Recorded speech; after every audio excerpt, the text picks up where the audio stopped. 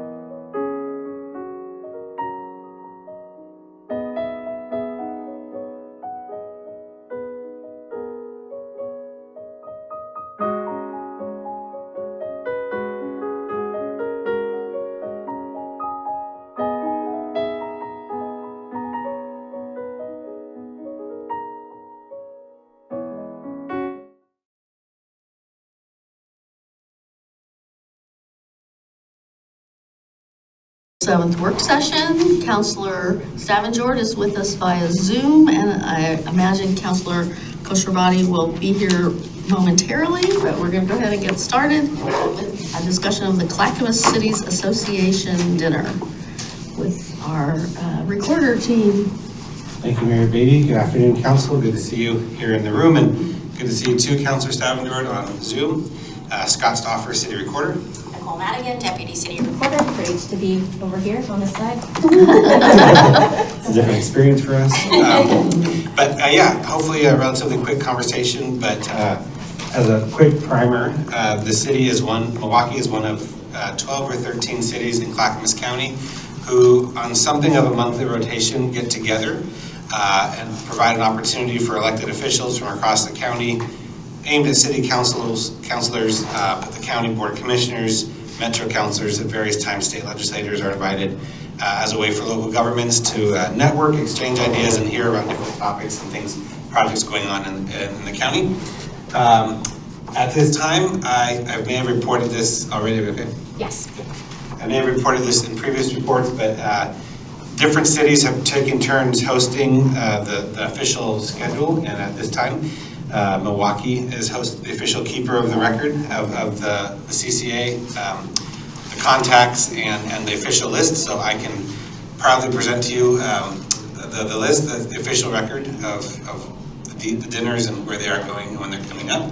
So as of right now, looking at the schedule, you can see we're into 2026. Estacada hosted last month. No one signed up this month, but Oregon City and Tualatin are on deck for May and June. And I have heard from those cities that they are indeed in the throes of organizing and planning, so those will happen.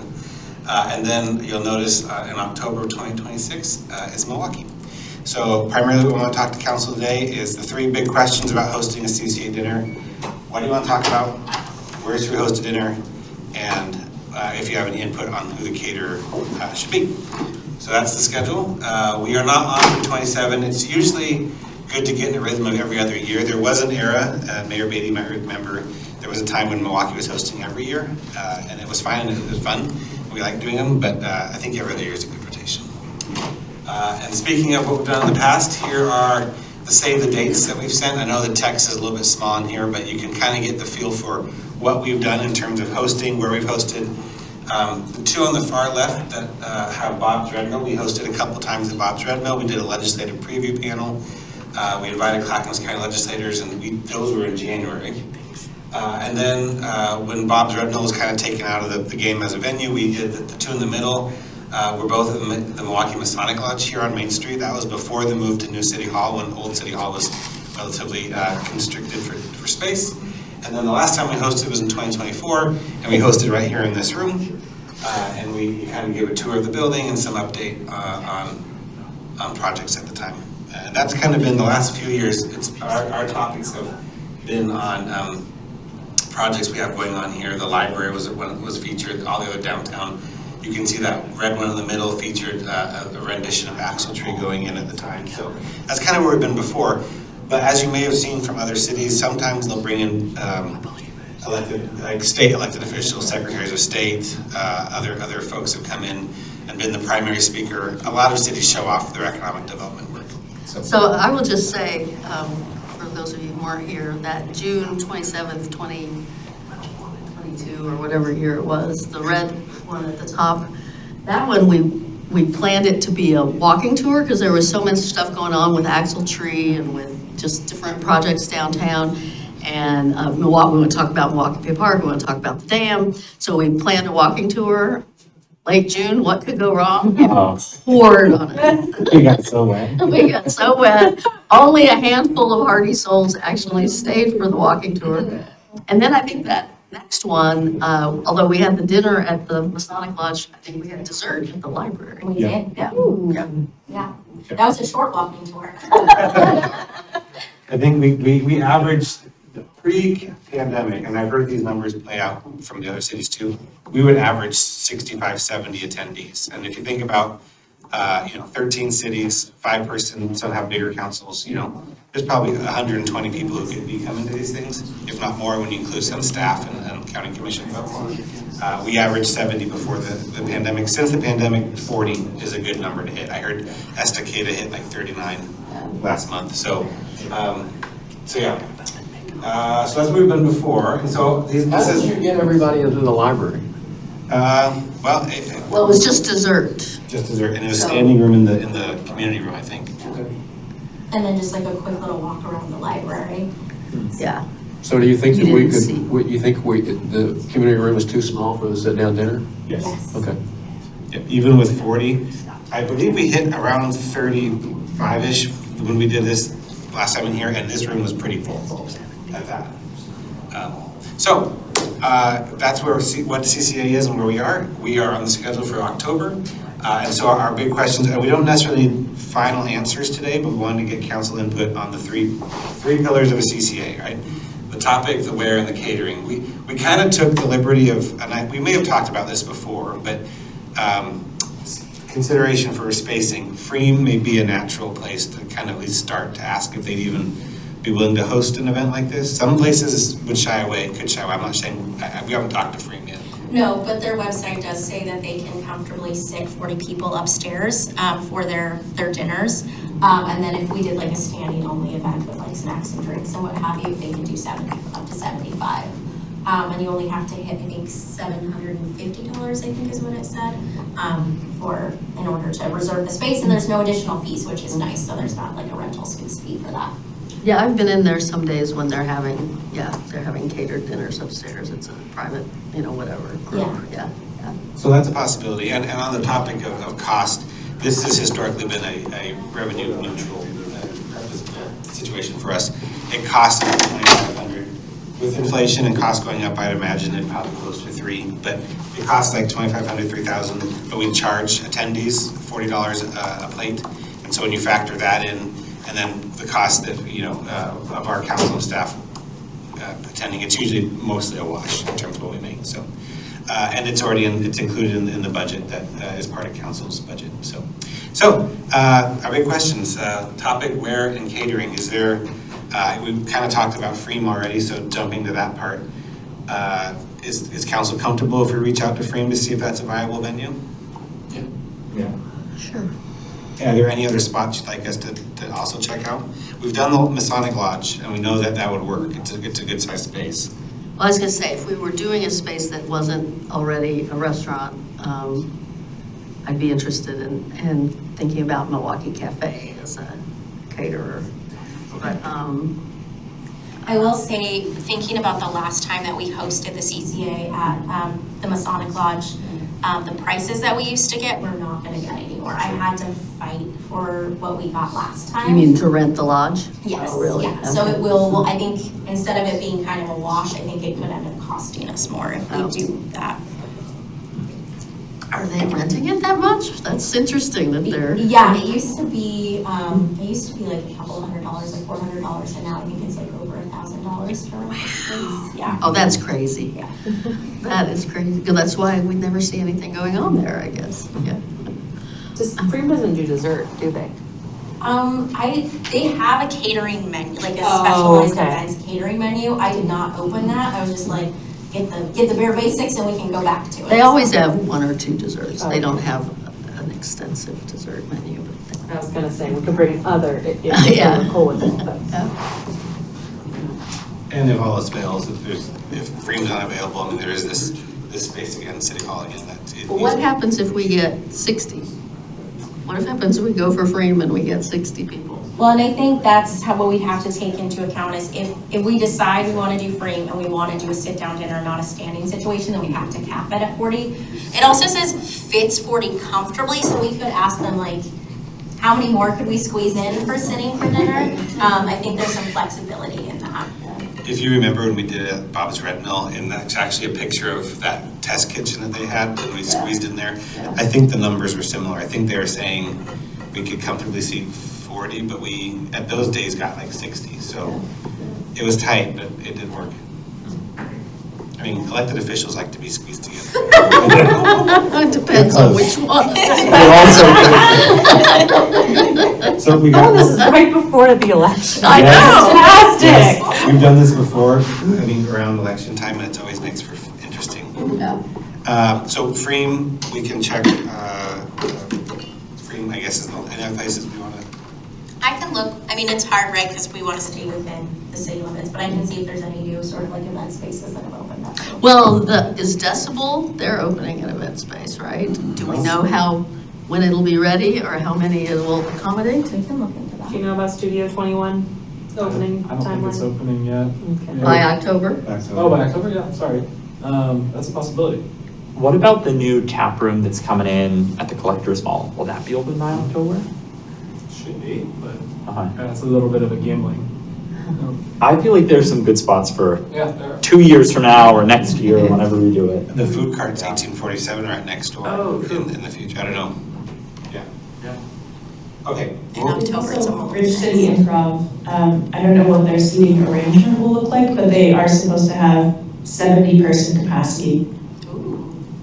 Who is this? Right. Ridge City Improv. Oh, Yeah. And I wonder, It's the 70 improv, 70 theater that will be inside, like nestled inside the collector's mall space. Yeah, I'm guessing that 70 sitting in rows is different than 70 seated at dining tables, but it's worth checking. Well, but there could be a rearrangement. So if it's 70 sitting in rows, then it could easily accommodate 40 at tables. This is a really healthy list. Nicole and I will look into them and report back on that. Okay. And the caterer, I'm not so worried about at this juncture. If we are at a restaurant, then that's sort of natural. So we'll talk about that. So kind of the big question, and I know we're running over what we expected. What do you guys want to talk about? Well, one of the things that comes to my mind is one of the things that I think is kind of one of the more unique things that's going on is all the social services outreach that are happening out of the library. That might be interesting to folks, because there's really a lot of activity there, you know, that goes outside of the normal checking out books, you know. That might be a more novel presentation. I'd go even a step further and just talk about the recent investment in public safety, period. You know, the officers, the new behavioral health specialist, and how that ties into the library. That's an even bigger story. That'd be great. One of the email threads I was on while I was on leave was one city manager wrote to every city manager in the state to ask who has public safety fee. You should, hundreds of replies, and it was either very few do, but everyone was, and we're talking about it, and we're talking about it, and we're talking about it. And so I think you're absolutely right. I think there's a lot of interest in how to successfully do that and how to shape it so that it funds not only traditional public safety Right. services, but more.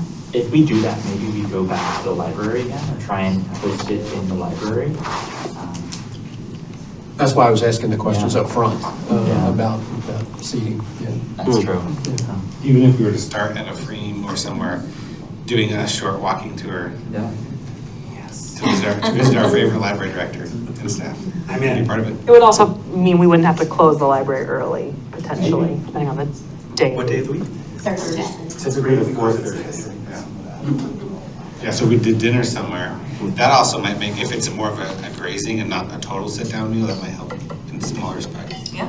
And then we walk over the presentations at the library for the social services. And we can have Milwaukie Cafe do the service. Yeah. And on the way there, you can point out all the new business development, economic development happening in Milwaukee on the walk over. And at this point, they're getting used to going on walks here in Milwaukee. But we love umbrellas, so. We have our own umbrella parade. Yeah. I mean, I think, I mean, it would be good to have a board where we are anyway with some of that, you know, what's going on in downtown Milwaukee stuff, even if we don't fit it into a formal presentation or Yeah. anything. I guess my other topic is maybe we want to, it wouldn't be the whole thing, but maybe we want to talk about Milwaukee Bay Park. It'll either be going or we will be. Who's coming? We will be meeting, we will, yeah. Cherry on top. Maybe there'll be like a post-dessert boat ride launching from the top, only for those who have supported the advancement of Milwaukee. There you go. This has gone from a O. Henry short story to a full story novel.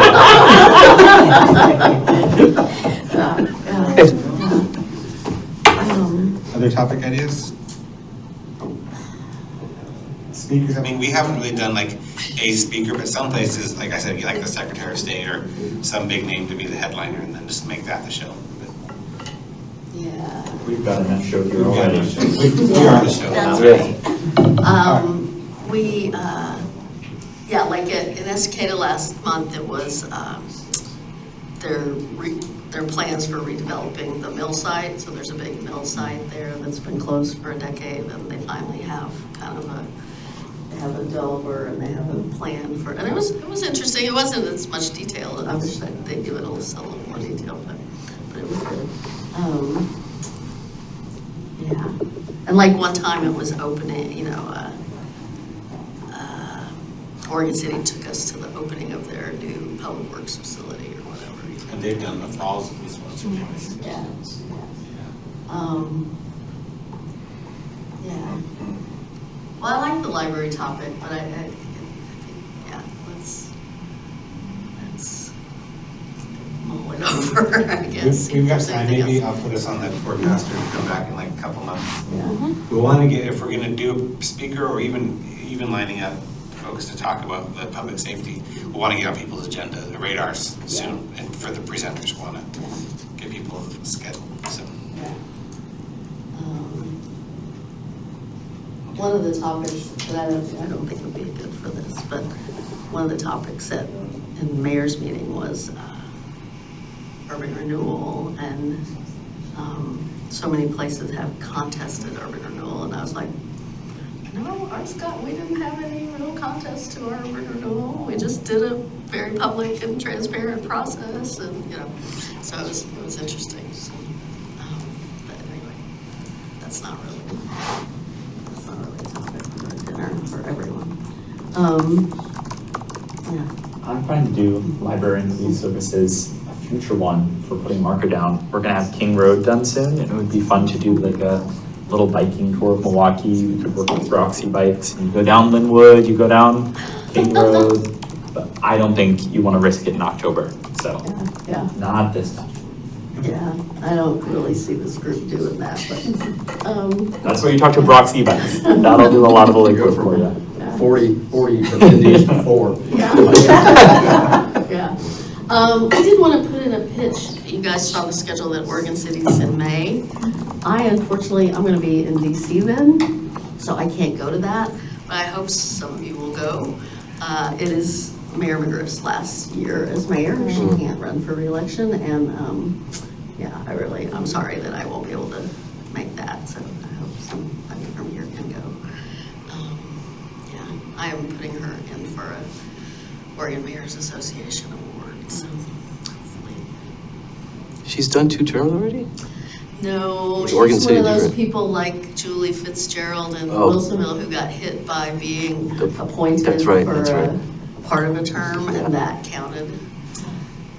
That too kept bad. her from being able to run for a second term under their charter, the way their charter's written. It's too bad. And here's maybe a little known fact about Mayor McGriff. It's that she frequently supports downtown businesses here in Milwaukie. She does, yes. She's got a regular subscription at Things from Another World. She is a Wonder Woman fan woman. Yeah. That's awesome. Yeah. Yep, and she and we did dinner in Frame not too long ago and went over to Luna's for dessert, so, yeah. She's great. Yeah. Really is. I think we've got a good start. We'll get back to you in a couple months. Thank you. We'll probably have a new topic by then. An additional topic. That'll be something to talk about, something new to talk about by then. Okay, It's the microscope. our next This year or whatever, topic it's that. is red light Maybe camera security. program. Lighting up our finance director, Michael Osborne, our police chief, Ryan Burdick, Sergeant Rowe. Hello, everybody. Hello. Hello.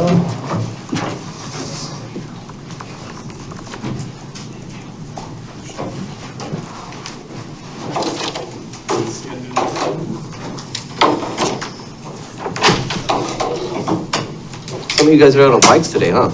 Yes.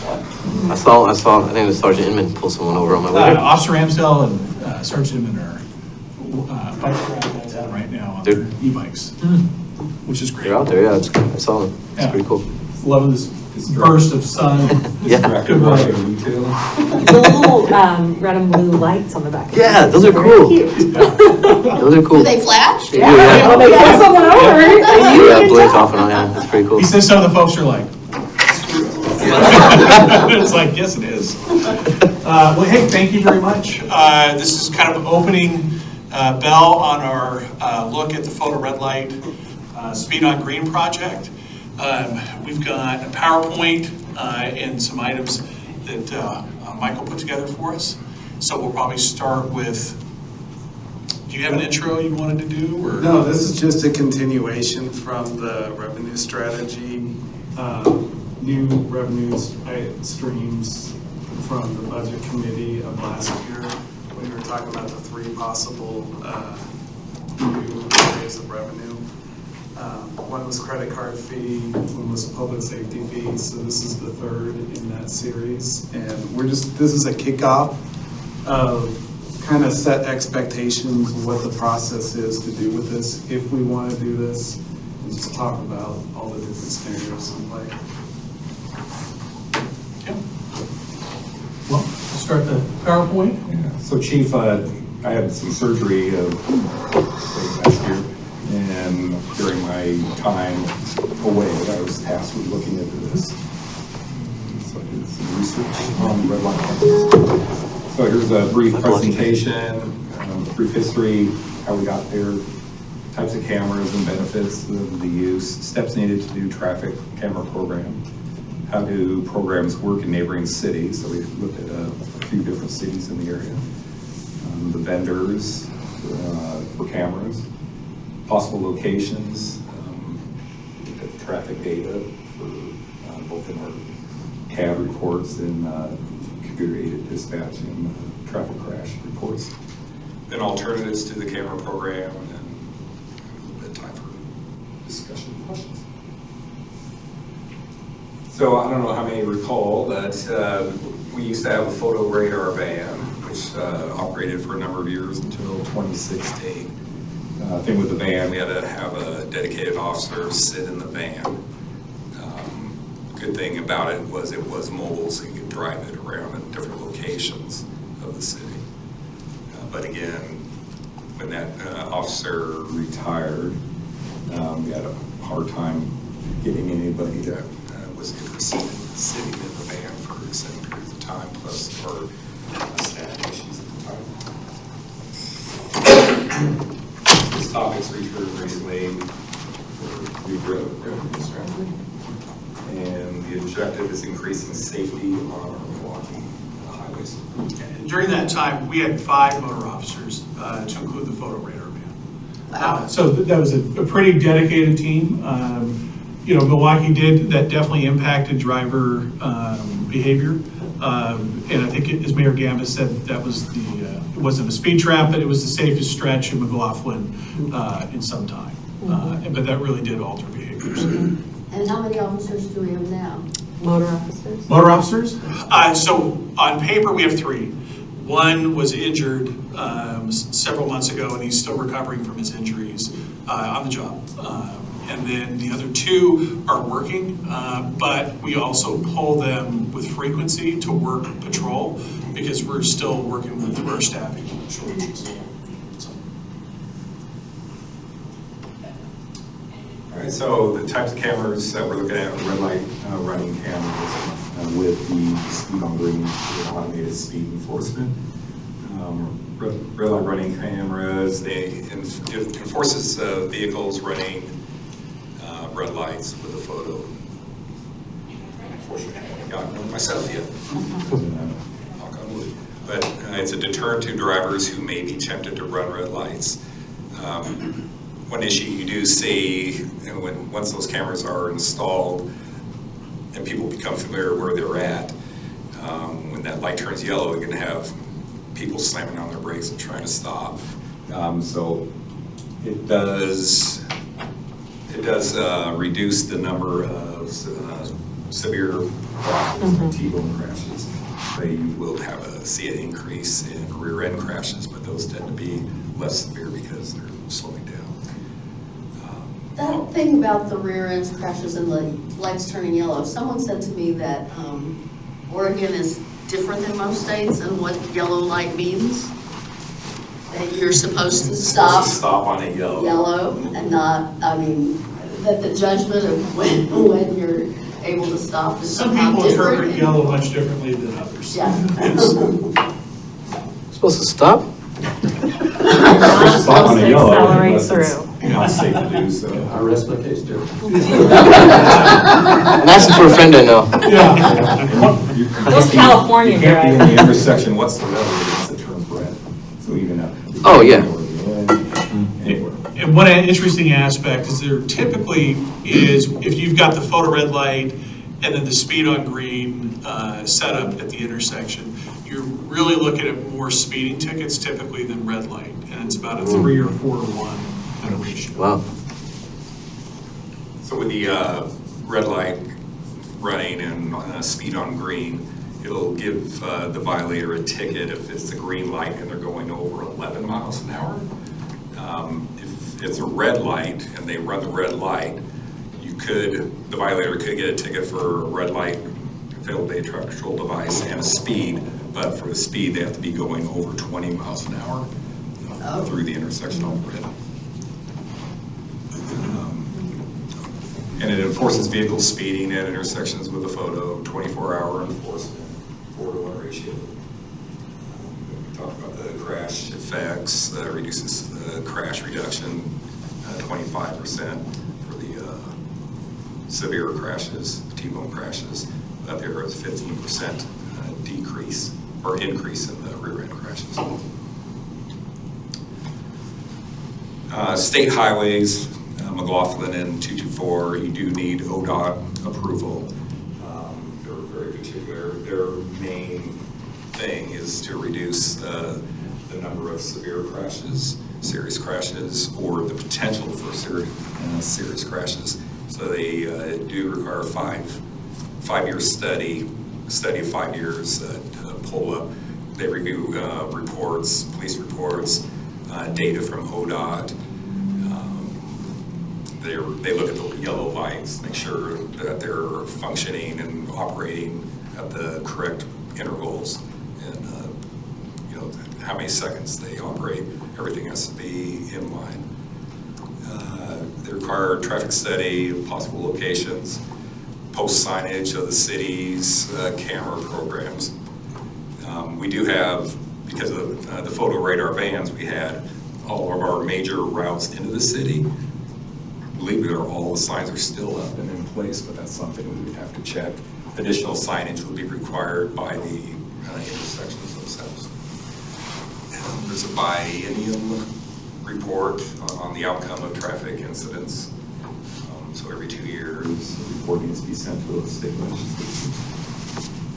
And we do, has to be a request for proposals with the vendors, an interview and selection process with the vendors. Talks about the equipment, the software, the citation mailing process. One of the firms that was identified that does a lot of this work is Kittleson, and it looks like sometimes their studies are about $20,000 proposal for a study that they conduct. And it's all the traffic patterns, speeds, and they're very versed in documenting the things that ODOT's looking for to make sure that project's successful.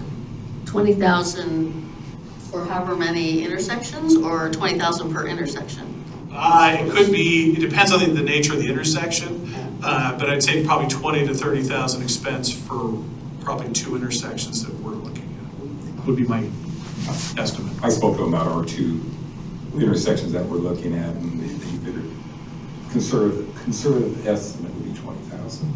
Are there economies of scale though, as you do, if you were to do a corridor in itself, a traffic study? Yeah, I think the more involved it is, I think Sherwood has 1 intersection, but it's a pretty massive intersection there at 99W. And so I think that intersection cost would definitely go up.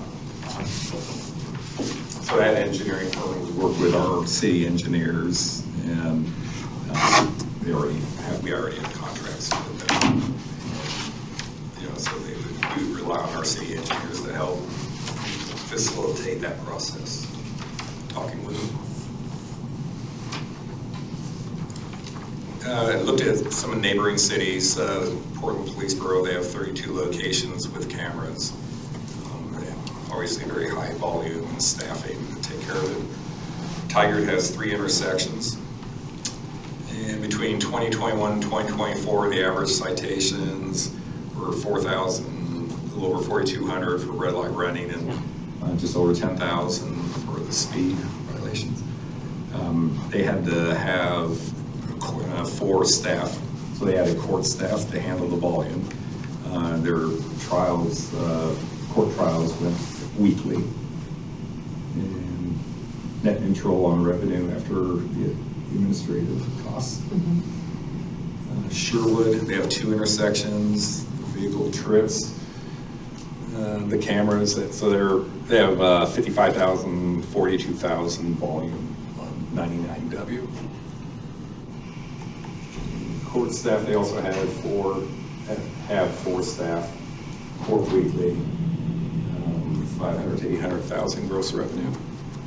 And for just kind of comparison's sake, Sherwood is a little small, it's about 20,000, just about 21,000 people. So similar size to Milwaukie and double our court staff.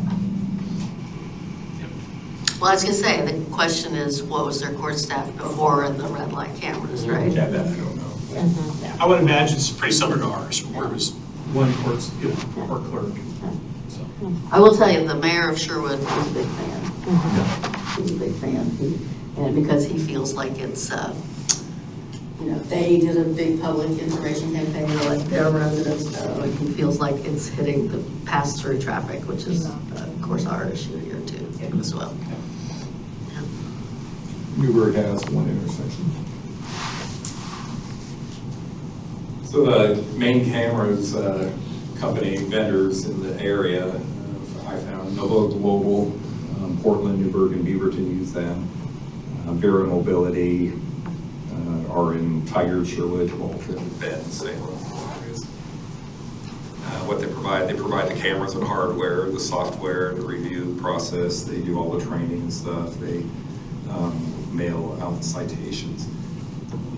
And this is probably a dumb question, but one camera does both, the speed and or are they separate cameras for speed and for red light? I think it's one camera connected to 2 systems.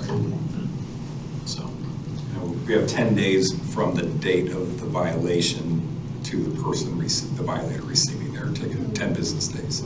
So it's kind of a quick process. Like Sherwood was doing about 200, they were sent about 200, 250 daily for them to review and verify that. The camera vendors, they weed out the ones that, bad reflection or doesn't match the person, that's the registered owner. Then they send the ones that passes their scrutiny to the officers who would go through and verify, just look at them one more time. Then they sign off on them and it goes back to the vendor who mails out the tickets. Payment options. There's different options. They're wide open to what kind of fee you want to pay or do. There's one option is a fixed monthly fee. Another is a total percentage of the citation only, and some also use a fixed monthly fee plus a percentage of the citations. There's no upfront costs with them. It's just paying them. One benefit, I guess, of the fixed monthly fee, you kind of know what to expect each month for budget purposes. So I looked at the vehicle counts, had ODOT send me the information. Their latest counts were for 99, McLaughlin Millport area was spring of 2025. And the northbound 99 was 23,169 vehicles. This is a 24-hour period. And the southbound was 24,000. And 224 between Harrison and Monroe was 17,498. vehicles eastbound, and westbound was 16,300. Pulled up crash datas and found that 99 and Millport had the highest number of crashes, 52. And then 224 in Harrison was the next highest. Is Millport's the one in front of the mill end shop? Yes. Yes. Okay. So you get the people coming off of 224 also. I will tell you, I have seen pedestrians there crossing recently a few times, and I'm always like, oh my God, if I were a pedestrian, this would be very intimidating. I've seen a mother with a child in a stroller crossing there. Security intersection is really long, and Yeah, it's a huge intersection to think about getting across with the speeds that cars are going there. You said that ODOT, you have to do a traffic study to be able to set up a red light camera program. Are they looking for a certain number of crashes to justify Right, that? and And are we worried severity that of these wouldn't qualify? Or do we think all of these could in theory qualify? I'd say they'd qualify. They recently, I think, one of their, where they lowered the miles per hour was also based on our crash data.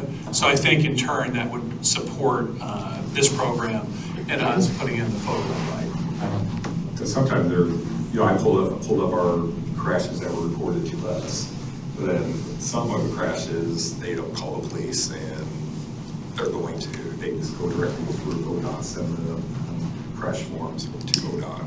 So they actually have more numbers. Jeff, do you know when it says highest crash count on 99E, is that highest within Milwaukie, or is that highest on that whole stretch of road? Within the intersections that I looked at. I was wondering if Mark Gamba's thing had totally flipped and now we were the most dangerous section of 99E. And so one of the things internally when we're looking at this, we were discussing was, if we pick two intersections, 99 Millport, and then the benefit of that too is 99 in Ochoco also has a fair number of crashes. Yeah. So hopefully that would carry over into the other intersection. And then Highway 224 and Harrison Street and Highway 224 and Oak also have a large count. And again, hopefully that altering behavior, making it safer, slower speeds, would have impact at both intersections, even though there's only one of the two. And those intersections, 224 Millport, or 99 Millport, Harrison, 224, 99 and Ochoco, they're hard to position police cars around there or motorcycles and stuff. And to safely, if you do see someone on the far side run a red light, you're trying to get out and safely to catch a violator. So I think cameras would be good for those. These are citations. I had the core poll of the citations in a 5-year period for those different locations. It's interesting, Jeff, it's like the corollary of what you just said. You see the high number of citations at 99 and River, because I believe that is quite an easy place for enforcement by a moto officer. Yes. Yeah. But I mean, so that number is really north of River, right? That's where they sit behind the trestle, right? So they don't know the number of red light running that happens in River, which I will tell you, just when I am sitting coming out of the neighborhood, I probably witness 5 or 6 red light runs in a year. And it's been much worse since COVID. Yeah. It's been much worse since COVID. That intersection in Oak and 224, chronic repeat red light running. But the 99 in River location, it's really easy to you can either work it from a car or a motorcycle, whereas like Oak and 224 is a really difficult spot. Do you have a sense, the speed violations like we were talking about may be skewed by where you can place a vehicle. Yeah. Do you have a sense of like the delta between posted speeds and the speeds that people are going at, or like the severity of speeding at each of these intersections? Limited. Okay. Very limited. And part of this too is to get a more comprehensive look at that data set. Because we have some information, and what we also kind of suspect, but it's also incredibly valuable to do hard data and make sure that our biases aren't coming into it. And we would get surprised at some other location where it's better to position the cameras in. In your limited experience then, or your limited sense, do you have a sense of which places people are speeding the most compared to those cities? I would say definitely probably on McLaughlin. It's right as you come in town from the south by like Northwest Armory, and you come through downtown, definite speeding. And then as you start to pass Millport on 99, heading north into Portland, the speeds are really picking up. It's where the speed limit changes on McLaughlin at city limits is, you can just feel it. I mean, it goes down to 30 and a lot of people are still going 50. And, you know, geography plays a part there, because you're going downhill when you hit the road like that. But they've lowered it south of us, right? They have. They've lowered it, and they've put one of those warning flashers when you're coming up. So I do feel like people are somewhat slower than they. There's a substantial amount of work to be done. Yeah. At 224, as you start to leave Milwaukie to the east, once you pass 37th and you come up on Freeman to Rusk, people pick the speeds up again. So.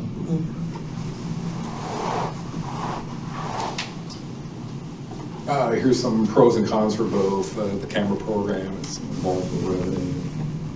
We split the revenue with the vendors. We have increased officers and court staff to handle the volume. There is a delay in the notice of the violation. It's the 10-day before the violator could figure it out or find out. Benefits, a 24-hour program, so it's running around the clock, and it's about a 12 to 18 month implementation is what we're estimating to get it up and running. Could be sooner, could be during that time frame too. Our existing tools, traffic officers, and mobile traffic trailer, now have 3 officers, 3 dedicated to traffic. Adaptable and mobile, so they can move, to school zones and construction areas. Possible mobile traffic trailer, they'll show the speed, what people are traveling, plus have blue lights flashing. It can deter some of the speed violators. The violator finds out if we're getting a citation or a warning, or thinking they saw a flashing on feedback and traffic education. Real quick, back on the photo red light. For the revenue portion, we would expect the first year or two is probably the highest point for the revenue. And then as it alters behaviors, you're going to probably have a drop off or a flattening. We would, internally, we need an officer to work the program, at least 1 officer, possibly 2. Court staff would probably be adding 2, so you have those dedicated staff costs. The benefits also, those cameras work 24/7, and they don't take breaks, which is great. And then for the kind of the plan B was, you can add traffic officers. We're kicking around traffic officers, probably about $180,000, $190,000 position. They more than cover their position costs with citation revenue they issue. And there's something very valuable to that face-to-face contact with being pulled over, an explanation of why you're being stopped, and sometimes there's warnings versus citations.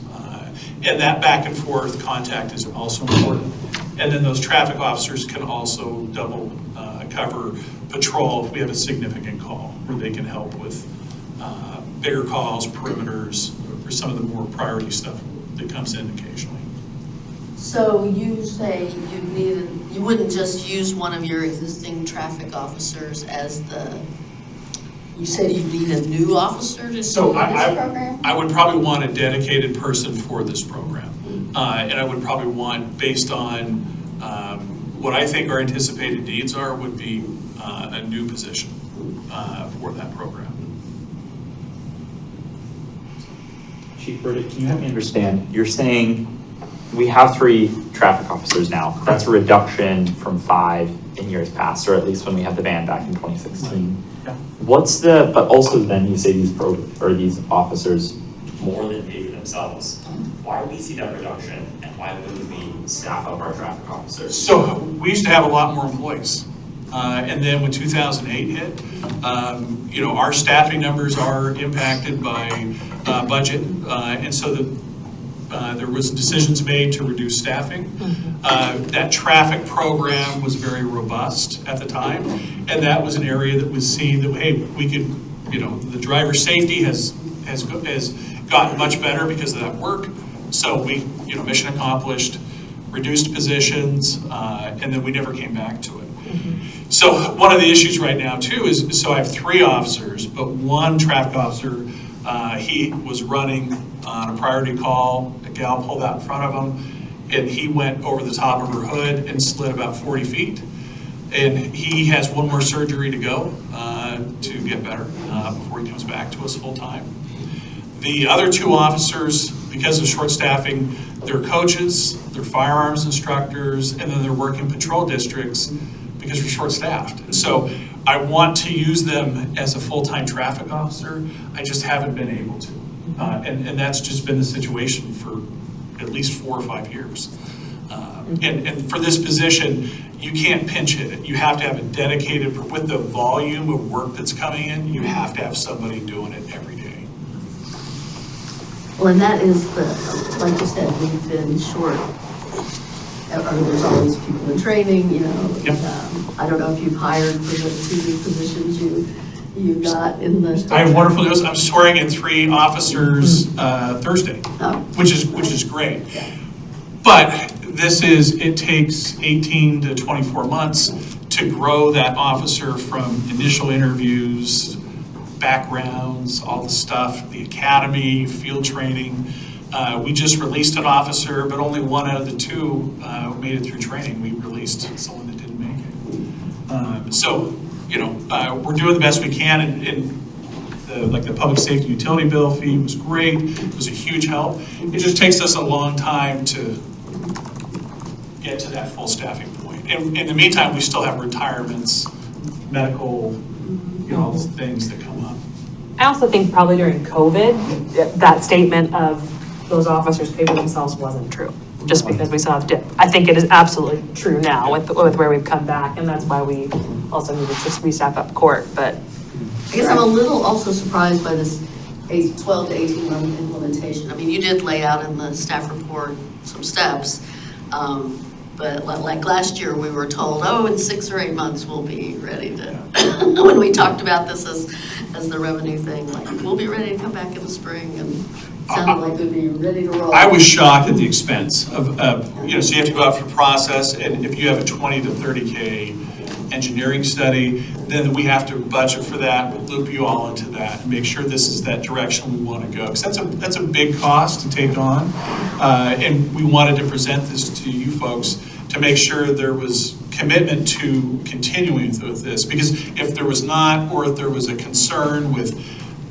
some aspect of this program, we want to know that up front before we start laying out serious money. Well, that brings me to my question. So with all of these, and probably mostly for Michael, with the increase in staff costs and this and that, I mean, because when we first talked about this, there was a certain range of revenue that we were expected to get, and that's what we based our decision off of. So now that there's all these costs, how much revenue? That's why we're bringing it back to you. I mean, and when we said we threw out numbers that we kind of heard from a preliminary outreach, we've done additional research. I think, and this is a slide in a few, but I think honestly, the staff recommendation right now is this is not a sustainable revenue move for 2 reasons. The revenue would be unpredictable. 3 reasons. The administrative cost to administrate it, and you hope you work yourself out of needing it because you hope the behavior change goes away. So we put it on the table, and we got your direction to study it further as a potential revenue move. I think we all share today that we couldn't with a straight face say, yeah, this is gonna be the way you guys fill your revenue problem. I don't believe that's true. This is also not just a revenue thing, this is a safety thing. I do think it has safety benefits. So we're kind of here today with updated information asking for your direction. Do the safety benefits and the sort of potential neutral revenue outcomes still warrant moving this forward or not? And that's the question. And to carry on that, like a big piece is doing more traffic data study on, especially volume and speeds. So we're looking at these two intersections, doing intentional studies that pull data to say, hey, we had 24,000 cars a day on average, and if they're recording speeds, how many people were violating the speed limit, and then that would look like, this many citations. We have a vendor in mind. Now we know what the fees are, and we can expense this all the way through its process to determine viability. And that's the part that's going to take a while, and also we want to bring with you all into it. So does that mean that even if we did this program, because the idea was the budget issue, right? So I'm curious to know, like, even if we did this program, we still now have that same budget issue with or without this program, except our cost went up as a city. And I understand the safety. There's no price you put on safety. But we still have a budget issue. Like, this isn't solving the budget issue, and that was really the main. Yeah, I think that's we identified it as a potential strategy to help the revenue problem. I think after the research and the talking to the other cities, I don't believe it will. So I think the question is, it's maybe no longer the revenue move we thought it was, is the safety benefits worth it? Yeah, I mean, safety's, that's a, I also just think completely shifted the. we talk about it being revenue neutral. And I think some of this will also come down to the economies of scale that we have. Like, I'm a little worried having one officer dedicated to 2 intersections and doing one safety study on 2 intersections versus trying to say, we know we have safety issues at River Road, at Millport, at Oak Street, at Harrison. Let's try and implement this program at scale and have an officer managing multiple intersections. Like, I think that could realize more savings, or at least like make the program a little bit more fiscally viable than one officer at 2 intersections. Completely, and I totally agree. And then when we get that information, we can talk with Michael and then really hopefully extrapolate some financial data to say, is it 3 intersections? Is it 4? Or what combination makes the most sense for our city, for safety, and for the financial viability of this program and sustainability? Because if we anticipate compliance, good driver safety, so the fines go down, but we still want to make sure we're paying for what this program costs us, and just to be really intentional. And that's the safety aspect is important, but once you start seeing those trends go down, like, my concern is like, okay, well, then this becomes an expense, and now we're going further and further deeper into a budget issue. Absolutely. Can you go ahead a little bit just to... Yeah, let them finish their slides. We're kind of getting into Yeah, we have the deliberation. We just took some pictures of the intersections. So 99 Oshko, 99 Millport.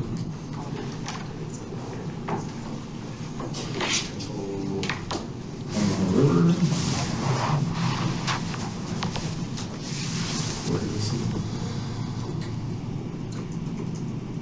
So yeah, you can go to that last one, Jeff. So again, we've said we don't actually, we've after doing the additional research, we don't recommend advancing this as a revenue strategy because of that uncertainty. I also, just for transparency, and why this conversation is so important right now is whether or not we put those traffic study costs into the next budget or not. And it is challenging. Even 30K might sound like a lot. It's a lot when we're trying to make this budget pencil.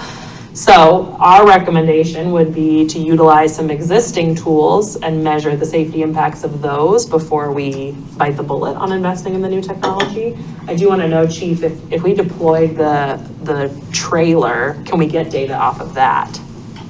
Potentially. Mm-hmm. I'd have to do some, I'd want to do some more digging. Okay. For sure on that. Okay.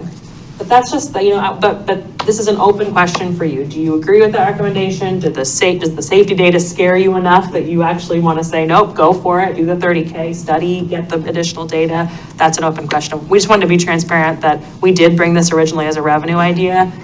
I don't think the research is panning out that that's what you should think of this as. You should think of this as a safety program. So my thoughts on this is that I would only consider this if we could, build toward it, at least a, revenue neutral state. But to Adam's point is that there's going to be some variability in this, and some of that variability is going to be afterward, once you hopefully influence behavior, that you may have to right-size your, the workforce that you put in place. Yeah. And you have to kind of bite the bullet up front, because there's going to be some expenses that are going to be front-loaded when you're not generating that revenue. And so the cash flow is not even throughout, that timeline. Yeah.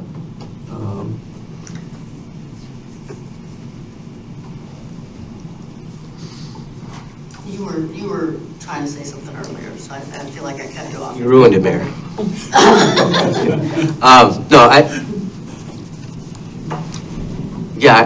If we can do it like Councilor Massey was saying, and Council President, if we can do it as a neutral cost, I just don't want to, Councilor Massey's point, set this all up and then we get what we want out of it, but it's costing us, and now we have to cut something. Yeah. Because the only options we have is either cut something or raise something. That's it. And I'm getting real tired of raising things. Yeah, that's it. Depends on the situation. In this situation, I wouldn't want to cut anybody, but I don't want to raise anything on we've done enough of that. So, yeah, this is a tough one. Because even though it's switched, even though we're looking at, okay, well, now it's a safety thing rather than a budget thing. So it's still two big things to look at. It's not just like, okay, well, now I'm just going to look at it through a safety lens, because there's still a budget portion to it that could put us in a further hole. And that's what I'm more worried about. I like the safety aspect. I'm just worried about a year from now, or after this is implemented and we get the results we want, and then we're still gonna, I don't know, Michael, maybe you can explain it better. I'm just worried about it piling up, right? And us having a bigger hole, because the last thing I want to do is cut our staff or our police force. I think if you go out to the vendors and you go that route, I'm assuming you have to do a contract over a period of time, 5, 10 years or something like that. And when you're doing that, you're fixing those costs into your budget, because the vendor's gonna make money doing this. Whether in the outer years of years 6 through 8, like after people know that the camera is there, you're still paying that vendor, but you might not be generating enough revenue to sustain itself. And I think I was asking Judy and some of the accounting staff of why the old radar van went out, and that was part of it. Was, I believe, I haven't seen it, but in 2014, 2015, they did a study where it wasn't generating enough money to pay for itself. That's not consistent with what Chief Bartle said at the time, I will tell you that. I could be wrong. It was generating, I think it was the guy retired and nobody wanted to do it. And also just people didn't like it. And people are not gonna like this. The people who I've gotten tickets from the vans myself, not in Milwaukie, but, people don't like it. I told a neighbor that we were having this discussion,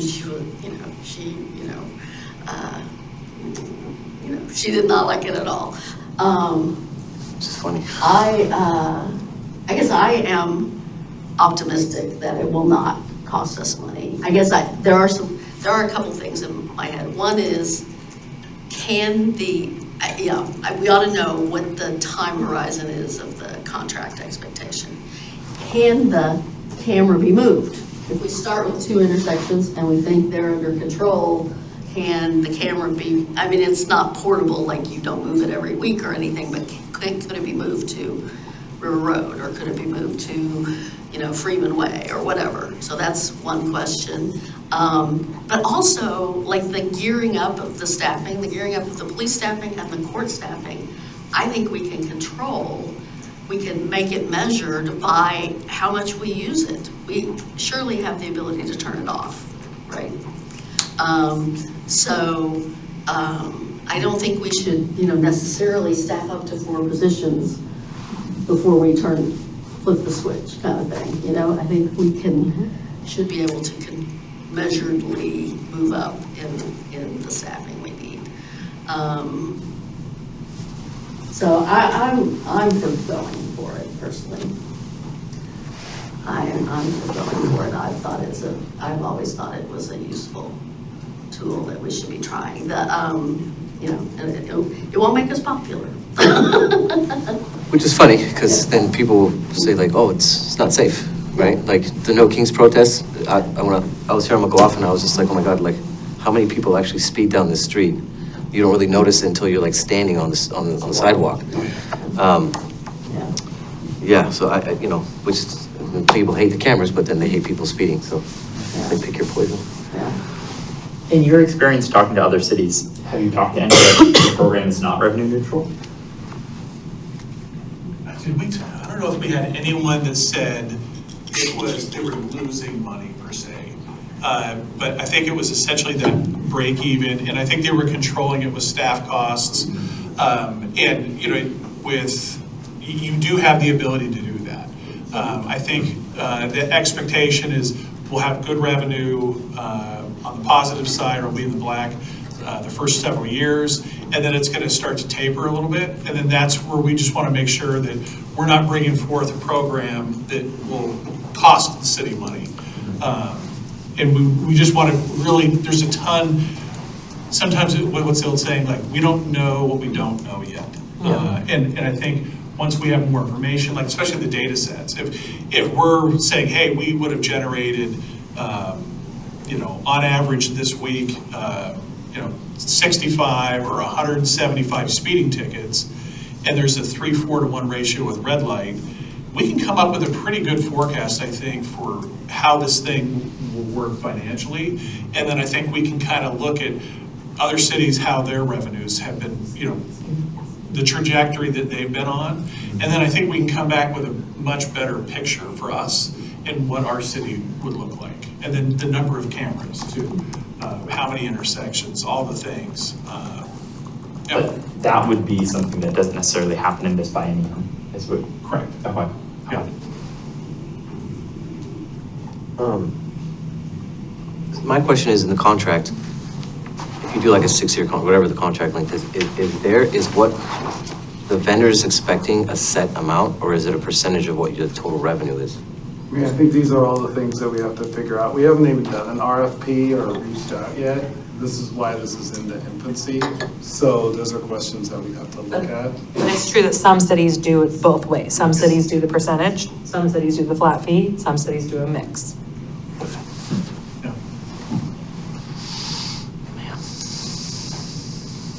Do we have the ability to change the cost of our tickets over time to increase or reduce those? For the most part, they're fixed. So we paid $50 to the state, $16 to the county, and then the other violation amounts, I believe, are set by the state too. We pay $50 to the state. I was just thinking that too. I saw that in the Yeah. report, but we pay it for what the tickets officers write as well? So when the officers write a citation, it's $50 to the state, 16 to the county. 60? 16. 16. And so your photo. Where are they getting money? Oh, tell me about it. So your photo red light ticket is a $265 ticket. And so Muni Court would recoup $199, and then 50 to Oregon, 16 to the county. And then there's a variable rate for speed. So if you're 31 miles an hour over the posted, which I've seen on McLaughlin before, that's a $440 ticket. And then $265 for 21 to 30 miles per hour. And then roughly $165 for 11 to 20. This is ODOT's revenge since they can't get tolling, right? Yeah. We're still out of budget. That's a lot of money, I think. I I understand that there's some overhead cost in them going through the, the certification process, but that really sounds like a lot. Yeah. I do find it encouraging. We've got 2 court staff right now after the public safety fee. And seeing Sherwood's numbers, they've got twice the traffic volumes on their route as we do, and twice the staff. And we just staffed up.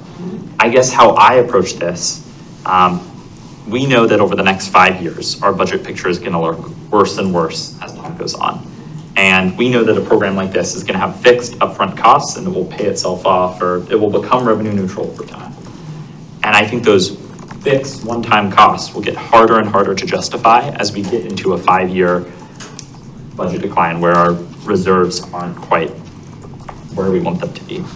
And so I think that this biennium is the better, we will have a much more painful conversation next biennium trying to justify a $30,000 investment than we would this biennium. And if we can proactively make this investment and get it to the point of budget neutrality, I think that we're in a better financial picture now to be able to do that. And we know that there were some great studies that you included in the staff report.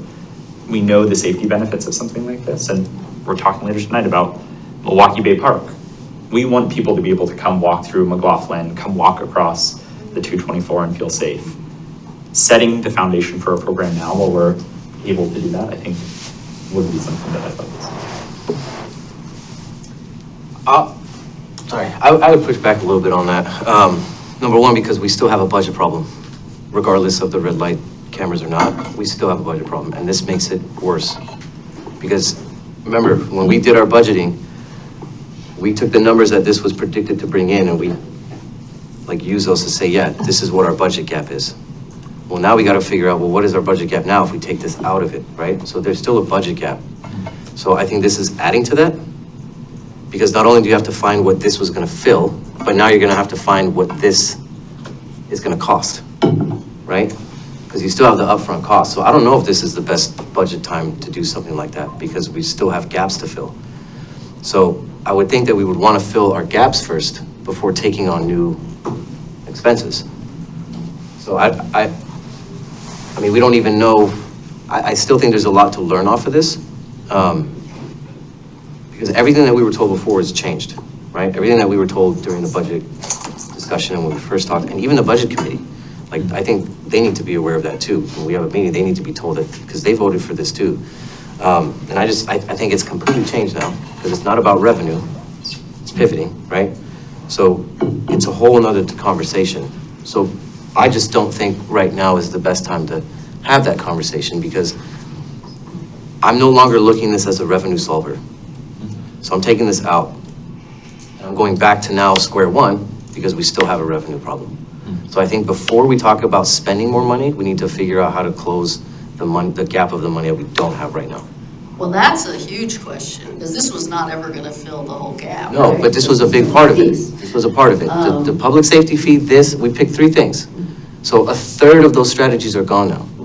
That's a big chunk. That's not a small piece. No, I agree with you, but I guess I agree with you there. I mean, it's disappointing that we don't have the revenue fix we thought we had. But independent of that, I think this is the right move. And I guess I am optimistic that it is, at worst, revenue neutral.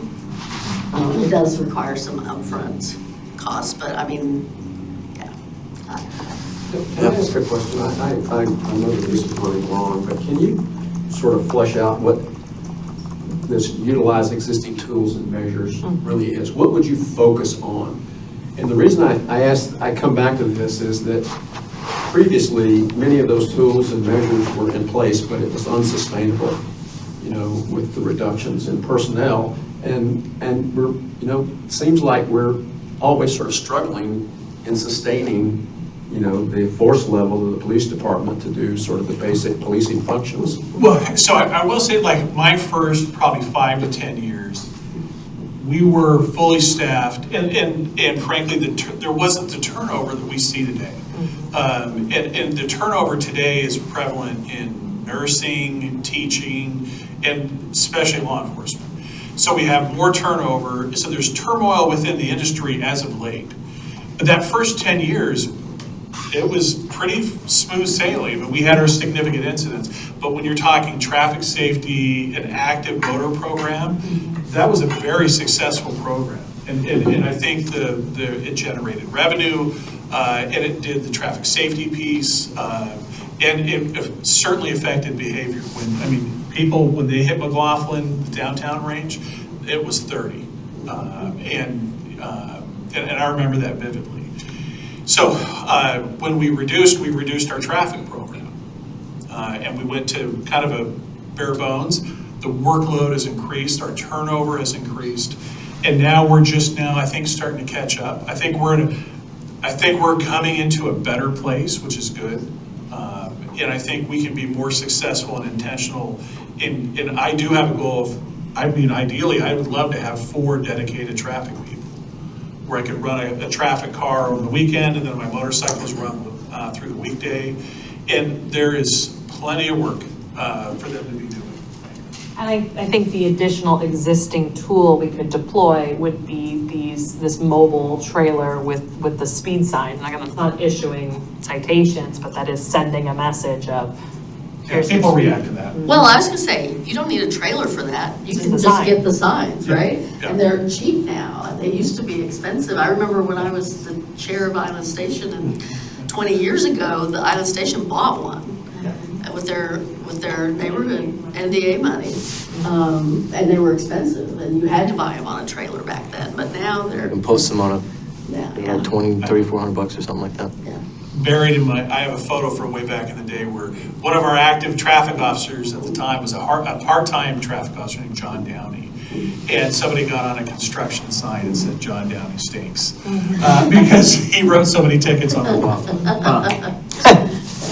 Nice. I mean, I just That's one feel of the like, measures of success. Absolutely, The yes. entries you get. well, first off, before we wrap up, I would like to make sure Councilor Stavanger doesn't want to chime in here. I couldn't see if you had your hand raised, but. He's been thank you. watching. Yeah. I don't Thanks, think. Mayor.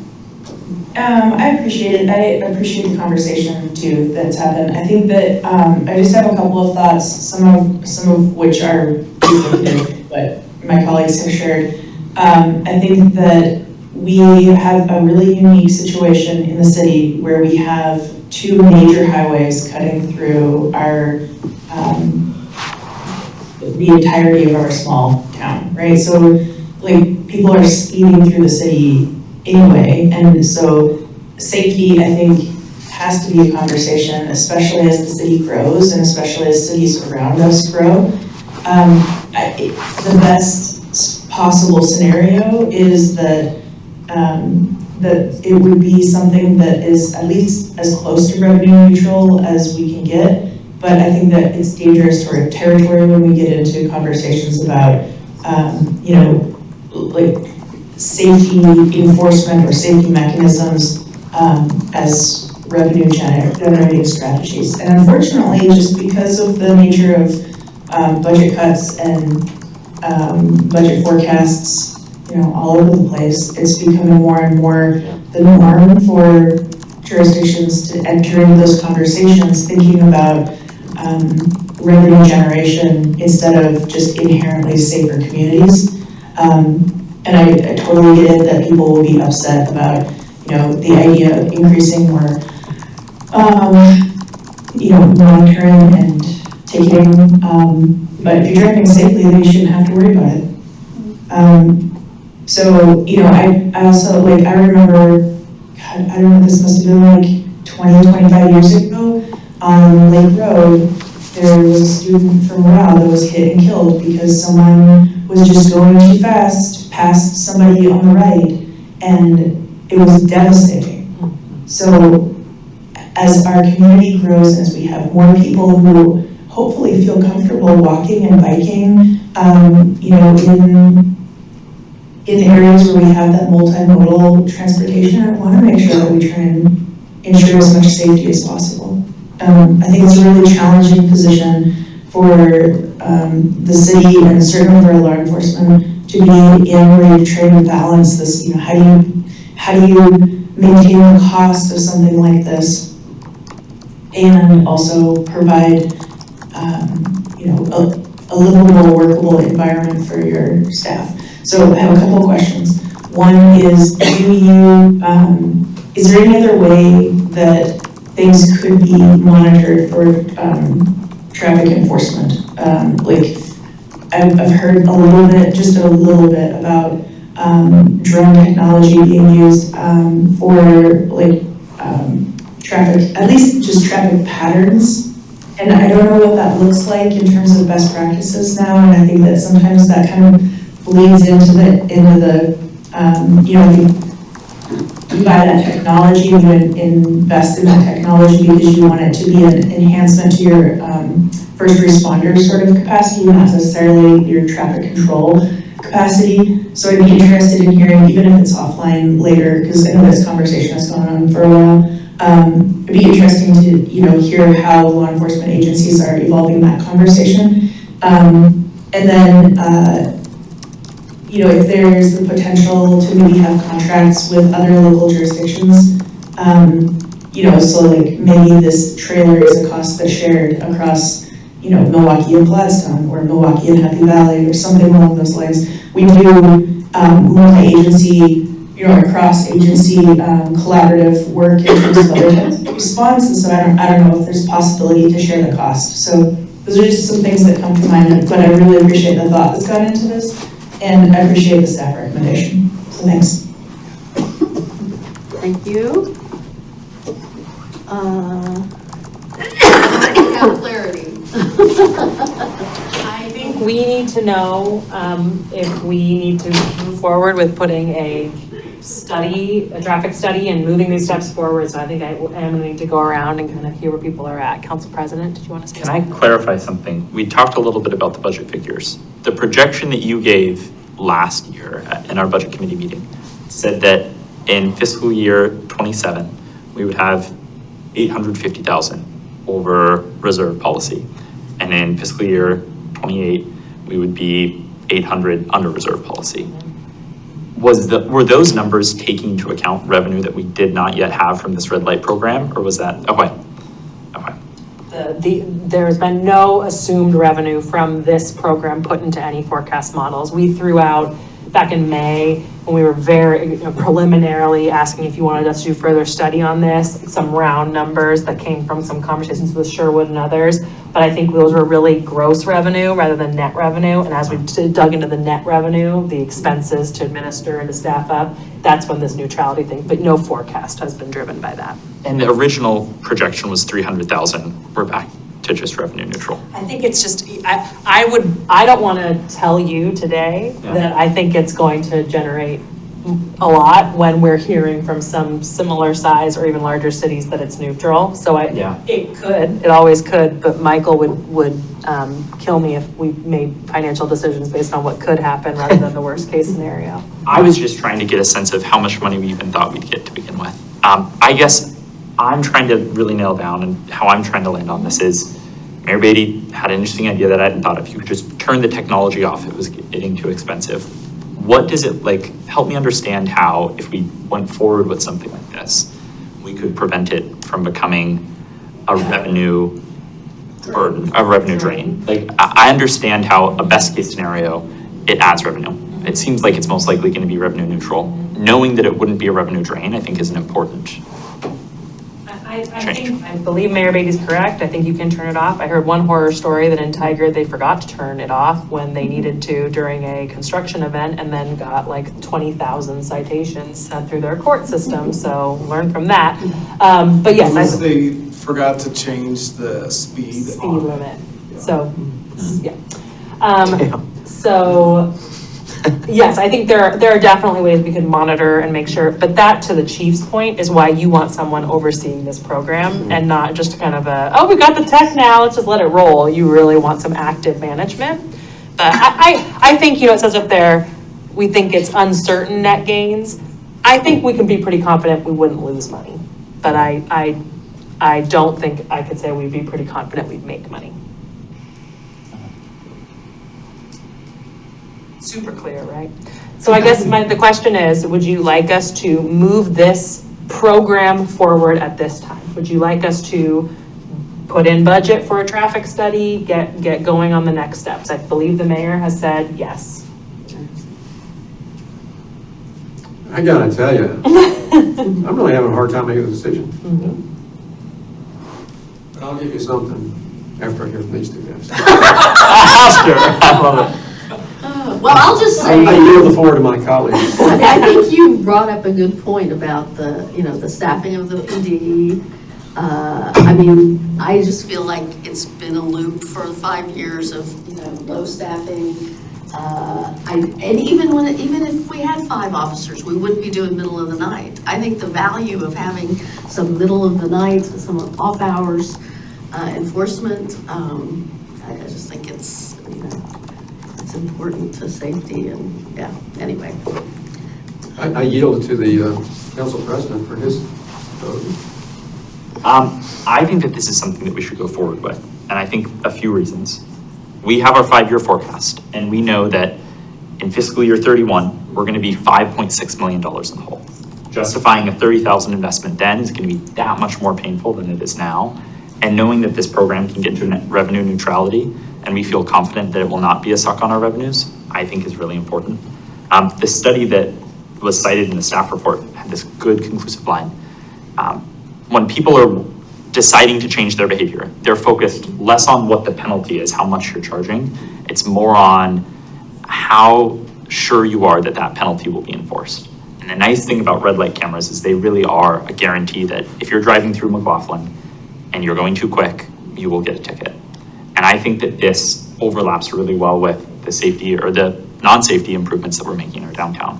So I think that this is the best time in the next 5 years to do this. And I want to get this done in the next 5 years, so I say now's the time to do it.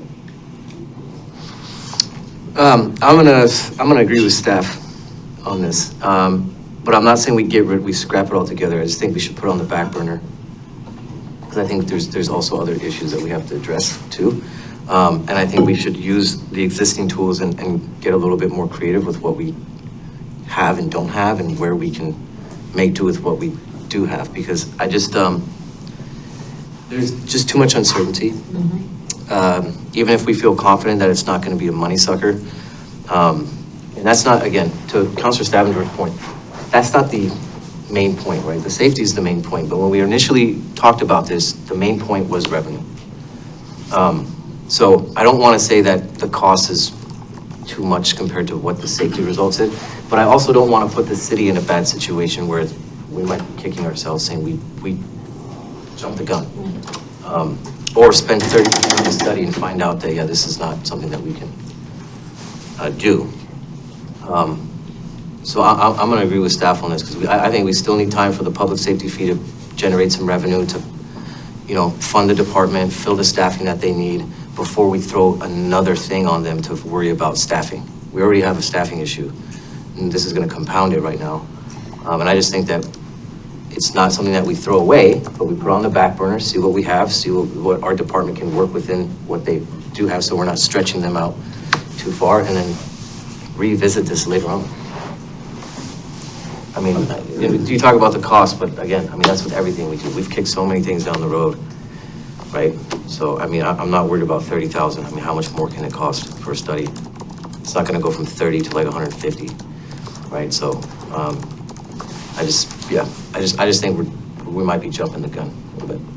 So, as I mentioned, I've kind of struggled with this one, and I think the arguments for and against are very, very valid. And so, I'm going to tell you that I am going to advocate to continue with the study and the implementation. And it's not really, it's based on something external. And that external influences are, there's a half a dozen cities around here who are doing it and achieving some positive safety outcomes. And so we talk about a lot of unknowns here amongst ourselves, but those are some knowns. Those are some knowns, and they are, yielding some positive results from that. And evidently, that it hasn't been a drain. So that's primarily the driver in my vote to go forward. Okay. Councilor Stavengerl? I have a quick question first. Is there a way to push it out 1 year and budget for half of the amount in the biennium in this current budget? Like, does that help at all? No, because realistically, I mean, it would have to go into the next biennium budget that we'll adopt in June, even if you want to start the work in 2028. So I think I like your creativity. I don't think it really gains us anything. Okay. Okay. Well, I think that the growth we're going to see across Milwaukie and the concentration of traffic patterns, I think this necessitates moving forward. So I'm in favor of moving forward. Okay. So I think we have direction. We'll move forward with the next steps, both budgeting for and getting things in place to do the traffic study and the engagement with ODOT to move this forward. I want to appreciate everyone's input, and you're correct, Councilor Khosrowshahi, that this did change. And I appreciate all of your kind of patience with us as we did bring this as a revenue idea, did the further study or did the further research, and this is a different kind of program now. It's not a revenue program, it's a safety program, but I think the points made by everyone about why that still has merit to advance make a lot of sense, and so we'll get to work. All right.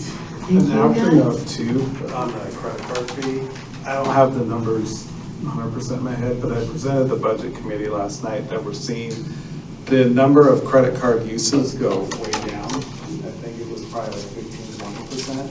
And the number of auto pays go up. It went up by 2,000. So you're seeing the trends going in the right way. Thank you very much, and thank you so much, Sergeant Rogerson, for all your work. Yeah. We're excited to get you back to full strength, but it's nice to have you at the desk too. Thanks, everybody. Thank you. All right, we've severely cut into the planner's time here. Sorry about that, but next up, policy light code amendments. They're light. It's like Diet Coke.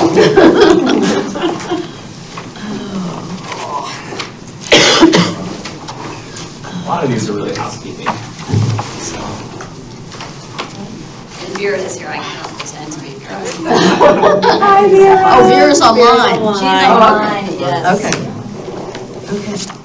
So we have our planning manager, Vera Colis, and senior planner, Ryan Dyer, even though the name.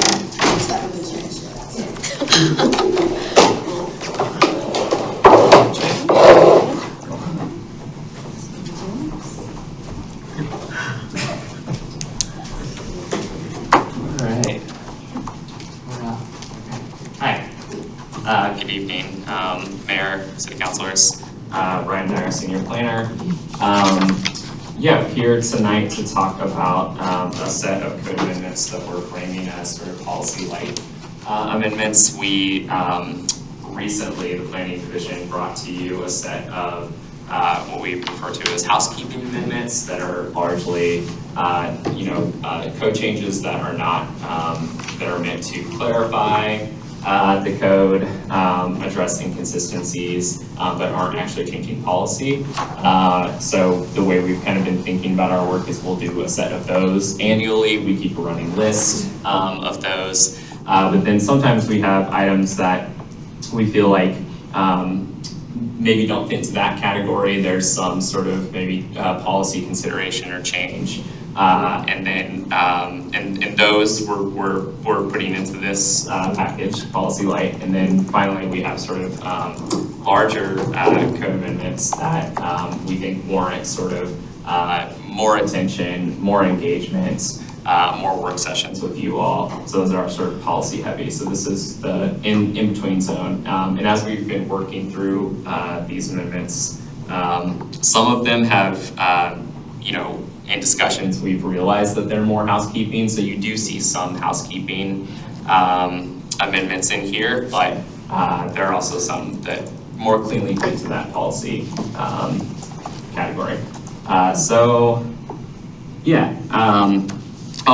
a little introduction. I'm sure you all reviewed the staff report thoroughly, but In terms of document structure, we've sort of presented the code issue that we're talking about. In the center column, you'll see a recommendation and analysis by staff. And then all the way in the right-hand column, you'll see the actual underlying strikeout code amendments themselves.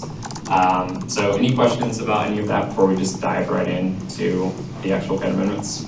No? Perfect. Okay, get to control of this. Great, and so we've also sort of categorized these by topic just to try to keep your brains in a consistent space, even though each of these code issues are kind of can be considered independently and are technically separate. We wanted to kind of try to give it some structure so that you knew the general universe that we were talking about. And so the first topic set is all about design and development standards. Development standards are typically sort of site characteristics, usually quantitative things like maximum lot coverage, minimum vegetation, maximum height in a zone, setback standards, and then design standards are more qualitative in nature. They deal with things like building orientation, facade articulation, the materials that the building utilizes, and then sort of things like pedestrian oriented design. So and I would say just generally feel free to interrupt me. I think it's best to, since these are sort of each distinct concepts, I think it'll be better if there is conversation to be had to sort of do it throughout the process. So the first one is about attached ADUs, accessory dwelling units, and design standards. And the code provides or includes design standards when you are doing an attached ADU. So that's an ADU that is attached to a primary dwelling on the property. And we sort of identified a couple of different issues with these existing standards. The first, and I think this is really a policy conversation, is that we developed the set of ADU design standards pre-middle housing, so in a time where it wasn't common to see multiple dwellings on a single lot.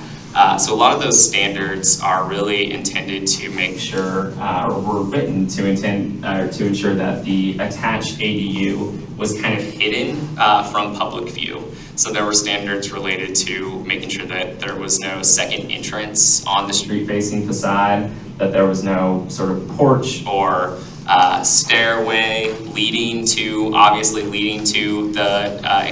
the attached ADU on that street-facing facade. So it was really, trying to make sure that nobody could tell that there was a second dwelling on that property. Fast forward to today, our code now allows for a variety of housing types, pretty much citywide. And so staff have identified that the sort of original policy intent isn't really consistent with what our code currently allows for. So we propose striking some of those please hide your ADU standards from the code. And then we took this to Planning Commission recently at the end of February. And there were some standards that we had proposed retaining at the time related to ensuring that the ADU used a similar finishing materials, that the eave sort of size was consistent with the rest of the house. And Planning Commission actually asked us to go further. They said, actually, please, we want to strike all of the sort of design standards for attached ADUs because we think if people are going to invest in doing an attached ADU, we think that there's sort of built-in incentives to make sure that it's going to be of high quality, and there could be situations where that sort of articulation between differentiating the primary structure from the attached ADU, it could be nice. It could be something that is desirable, architecturally speaking. So that's the feedback we got. We largely agreed with that, and so in the amendment that you see here, all of those sort of design standards for attached ADUs are removed from the code. But that's I think one topic for discussion tonight. And then in addition to that, this kind of originally came on our radar because and this is more of a housekeeping amendment.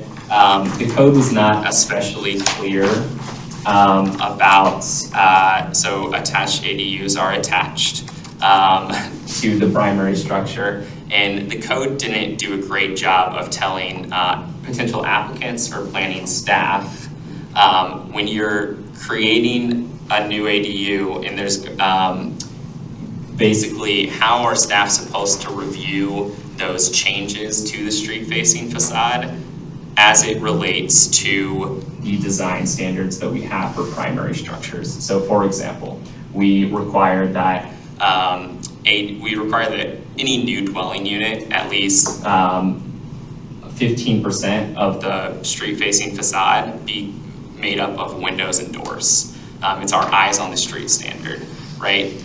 The code didn't do a very good job of telling staff, if you're doing an attached ADU and the ADU is going to involve removing some of those windows on the front of the house, how are we supposed to think about that?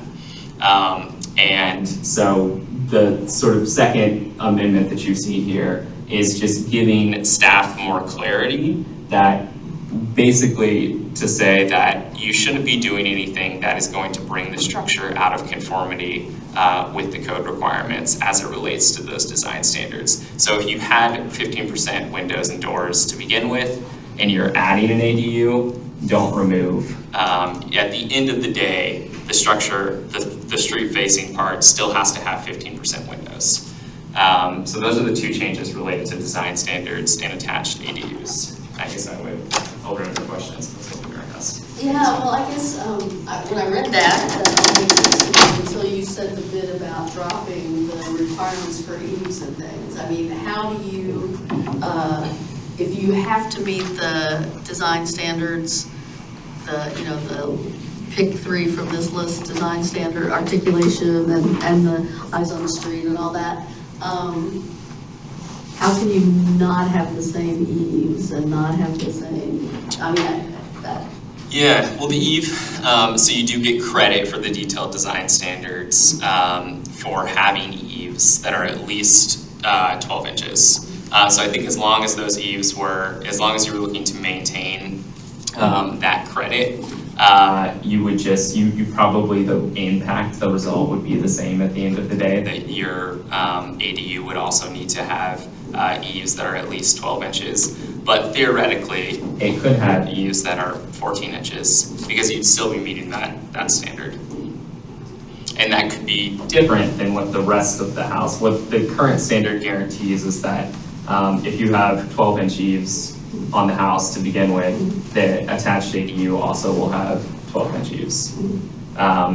So that would be the outcome, the possible sort of risk, I guess, in removing this standard. Okay. I mean, I see we have one on Washington where the house has got 20 feet or something of an addition going on, and now I'm like, I want to go back by there and see. Yeah. Anyway, okay. Any other questions, concerns? Pretty exciting, Oh, you didn't show that at the start. Really cool example, I know, I probably should have. Visuals, and that's, that's our only visual, I think, for this one. The other amendments don't lend themselves to visuals this easily. So the next one is about converting accessory structures into plexes. So lots of jargon there. But basically, the code calls things like garages, or detached garages, carports, pergolas.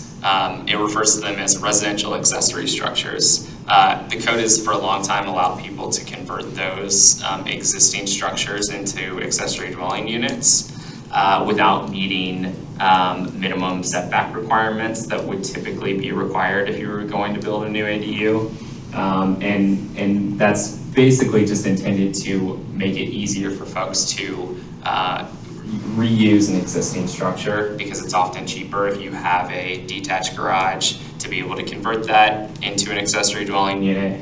And the code has said you can do that, and if you don't meet the setbacks that you would normally need for an ADU, that's okay. It's an existing structure.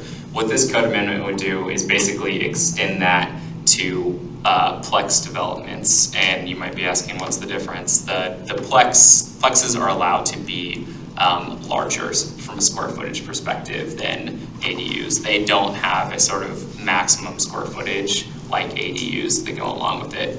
I think the use case is actually pretty limited for this. I don't think there are many. So basically the impact is that these sort of let's call them shed to plex conversions wouldn't have to meet the setback requirements if they are, because they're already existing. That doesn't mean that you could,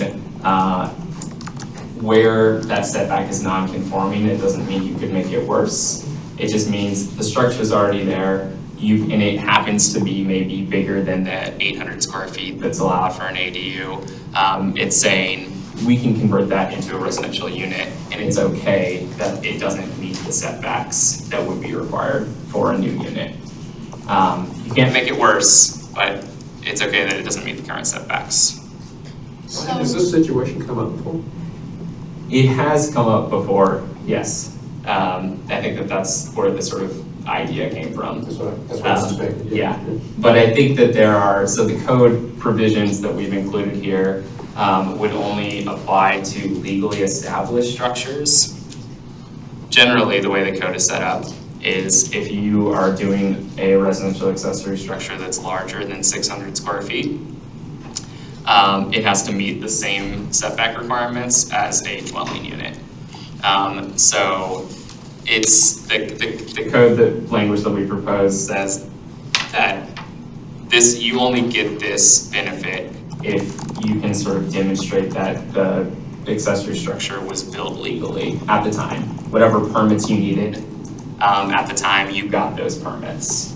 And so I think we've had this sort of larger accessory structures need to meet primary dwelling setbacks for a long time in the code. And so I think there are not a lot of instances where this would apply, but I think in those instances, we were just looking to give a little bit of clarity to potential applicants and to staff that this is something that we've considered and it would be allowed.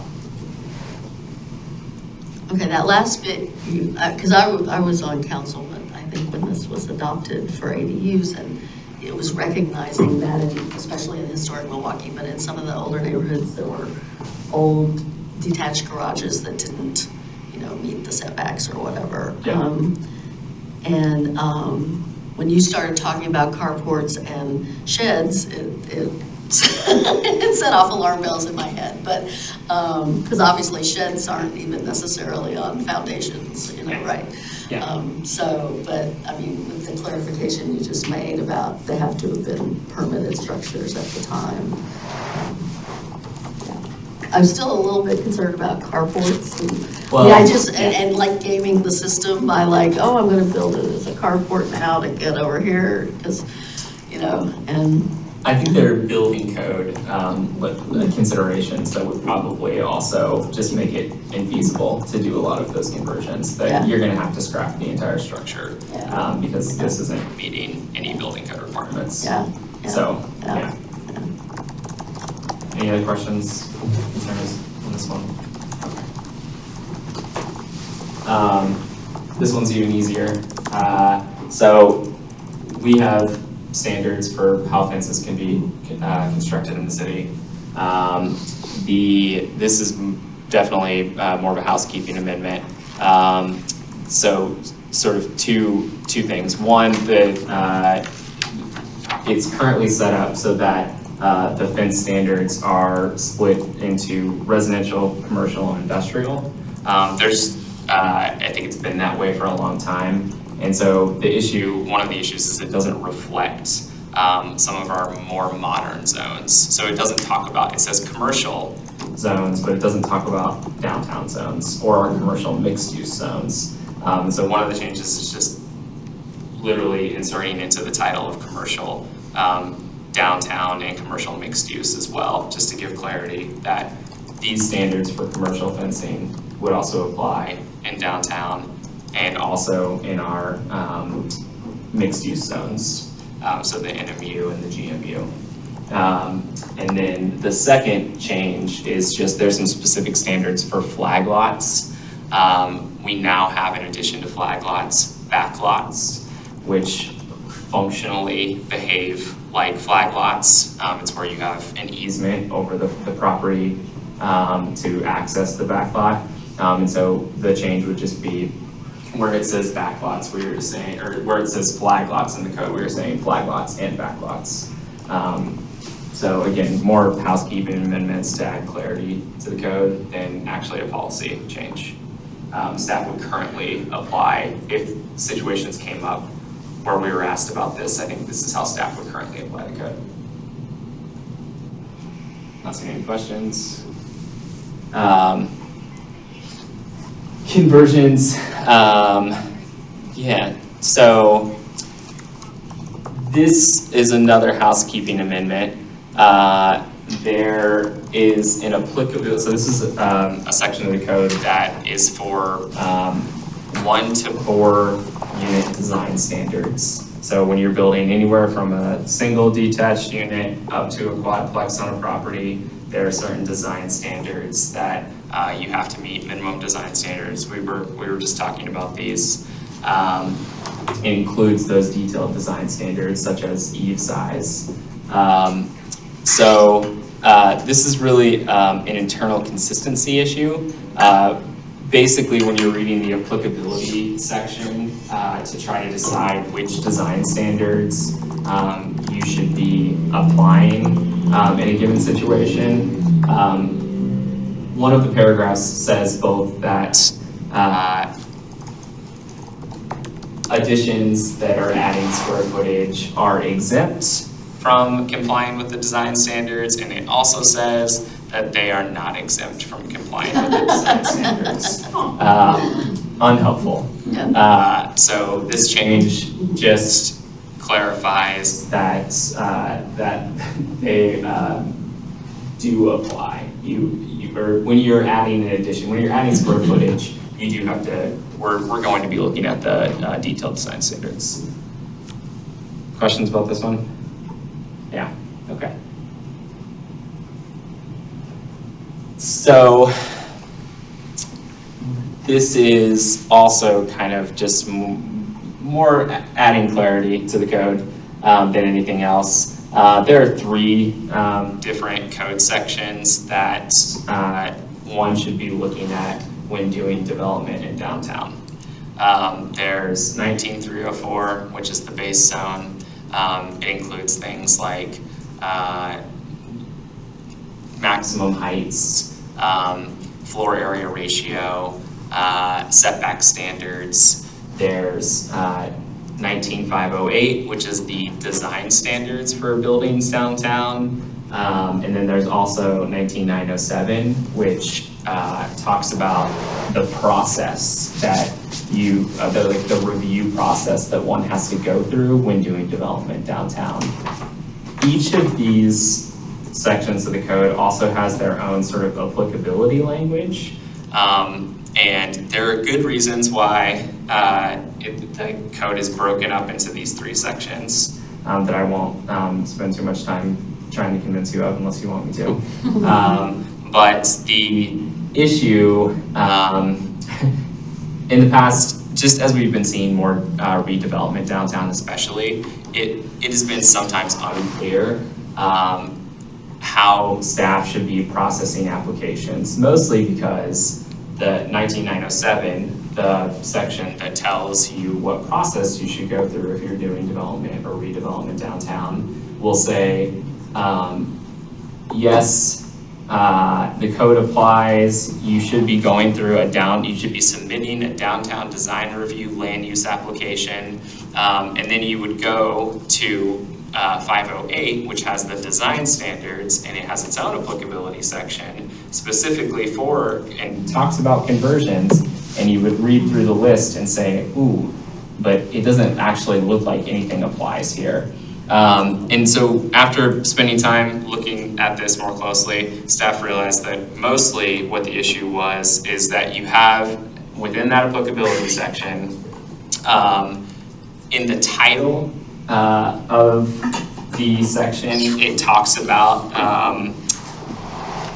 like renovation work, but then when you go into the paragraph, it seems to exempt all that type of work. And so what this change does is basically just insert into that paragraph that we are also going to be capturing through downtown design review some of the renovation work that is going on. When you're redoing a building, say you're changing out all of the windows, we're gonna make sure that the project is consistent with the design standards in 508. I know that that's a little nebulous, but any clarifying questions on that one? Any concerns? Moving on from the development and design standards. So topic 2 is related to state required changes to the zoning code. So in 2025, the legislature adopted House Bill 3560. So this is about childcare, basically. The state said that jurisdictions needed to update their codes to allow for childcare in more places as a by right permitted use. So they said we needed to do that in our high density residential zones. They said we needed to do it in our commercial zones. And they said any industrial zone that isn't heavy industrial also has to permit these by right. So one set of the code amendments is just updating the use tables to implement those requirements. There is, as we were looking at this, there were a couple of other things that came up. So the bill also talks about family child care homes, which it is basically you are watching children in a residential setting at your home. It tells jurisdictions that they are not, basically they have to allow that use by right and can't apply limitations to that use. So we have to treat it like we would treat any sort of activity that a person would do in their home, brushing their teeth, cooking dinner. We can't apply any additional restrictions or limitations on it. And so this is an older sort of requirement. The state has been regulating this in some capacity for a number of years. So we've had this type of allowance in our code for some time, but when we amended our code to include it, we referred to it as a home occupation. As we were reviewing the requirements for this, we realized that sort of classification as a home occupation probably didn't fit with what the legislature was requiring. Because while we don't require, we allow for home occupations to happen without any sort of permits besides a business registration. We do have performance standards in the code that we say home occupations basically can operate, but subject to these kind of limitations. It needs to continue to act as a sort of normal residence. And so basically the takeaway is that we no longer classify family child care homes as home occupations. They are treated similarly to anything else that somebody may be doing in their house. Does that mean we can't require a business license of I think either? we can still require a business license, but I think the sort of performance-based standards that we have for home occupations, those would not be allowed. Yeah. Any additional questions about that? Then I will move on and just say that the other thing that we did in implementing this legislation is we've received over, since I've been here at least a couple of times, questions from folks about adult daycare, which the state defines as adult day services. Our code doesn't talk about adult daycare or adult day services. It's not defined, it's not mentioned as an allowed use anywhere. And so that has been kind of the answer that we have given in the past when people have asked. We saw adult daycare services as being, from a use perspective, very similar to childcare. And so in this set of amendments, we're also proposing to allow adult daycare everywhere that we're allowing childcare, with the exception of our industrial zones. And that was mostly a decision that was made to try to, well, the state legislature is requiring us, our state statute is now requiring us to allow childcare centers in our industrial zones. It is silent when it comes to adult daycare or adult day services. So we don't have to do anything. Staff just thought it would be helpful to allow it. It's just a useful service. There's clearly interest in the community, and we thought the use characteristics were similar enough. And so, but for, with the intent to also try to preserve industrial, little industrial land that we have in the city, that we should not extend that allowance to adult daycare.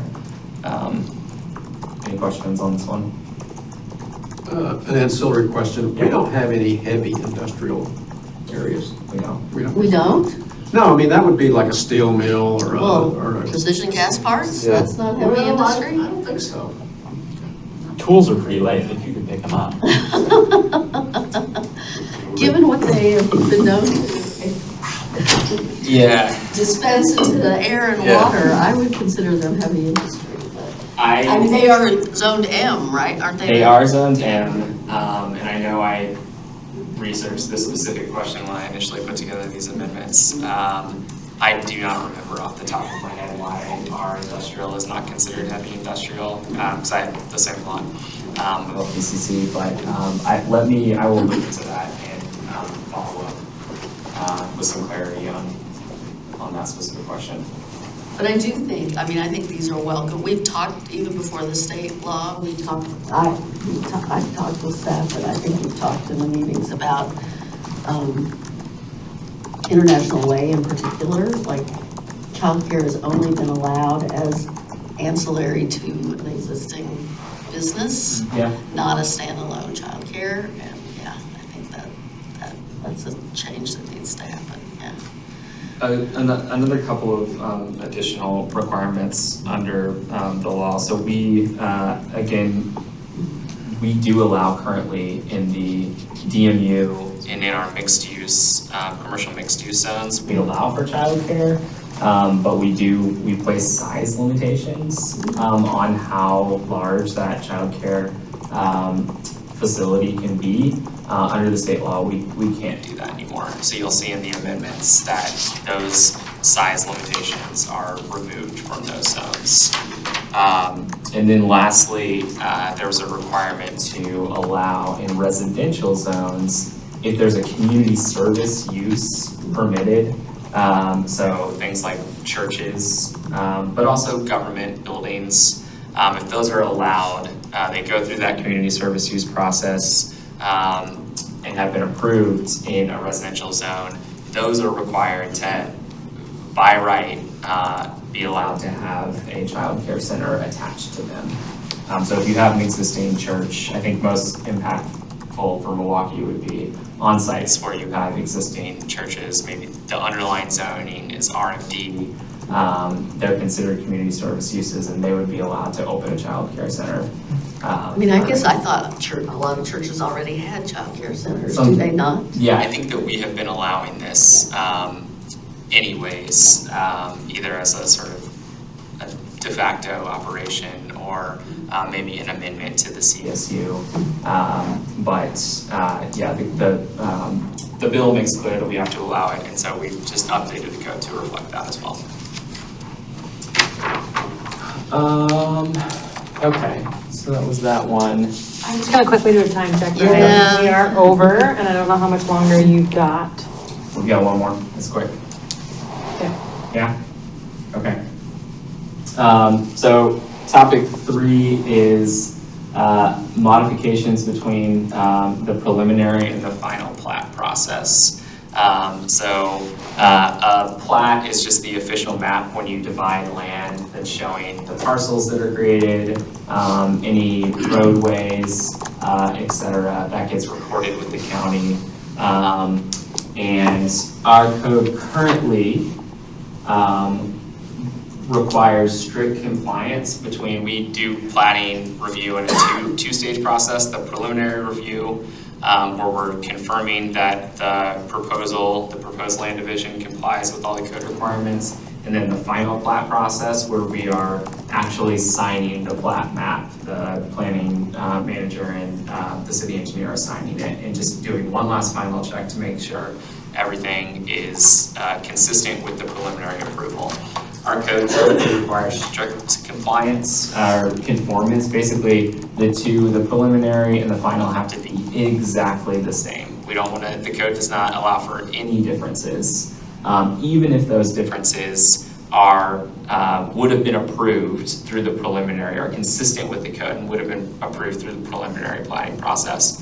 What this amendment does is it just allows for minor changes to occur between the preliminary and the final planning process.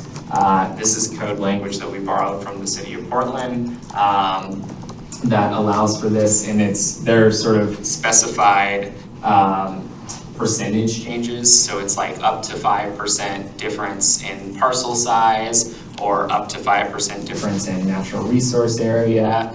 And the important thing to remember is that those changes are only allowed if they would have been approved anyways. They're still consistent with what the code requires. So it's just giving a little bit of flexibility to understand that sometimes plans evolve over time. So that's the final one. All right. Any questions? Thank you for all this work. Thanks for making it light. You're welcome. As light as we could. Yeah. The table was it's great. good. Yeah, we'll be back with, so this is only round 1. We kind of make this a little more digestible. Stout rather than the light. Split it into a couple of different parts. So the idea is that we would come back for round 2 on April 21st. And Chomping at the bit. with more visuals, I'm hoping. Ooh, hand drawn. So this one's coming for adoption before that? No, it is not coming. They're all one package. Oh, they're all one Yeah. package, so this is part of it, And okay. it might even be around 3. There's some more state requirements that we are working through right now. But this has gone to planning already? This is going to Planning Commission. We are doing sort of a, so we're going to Planning Commission with round 2 on the 14th next week. And then we would be coming to you for round 2 on the 21st. Okay. So. Should we adjourn? Oh, Everybody yes. say bye to Vera. Bye, Vera. She's still away. Okay, I think we're adjourned. We're adjourned. We have pizza day? We do. Yay.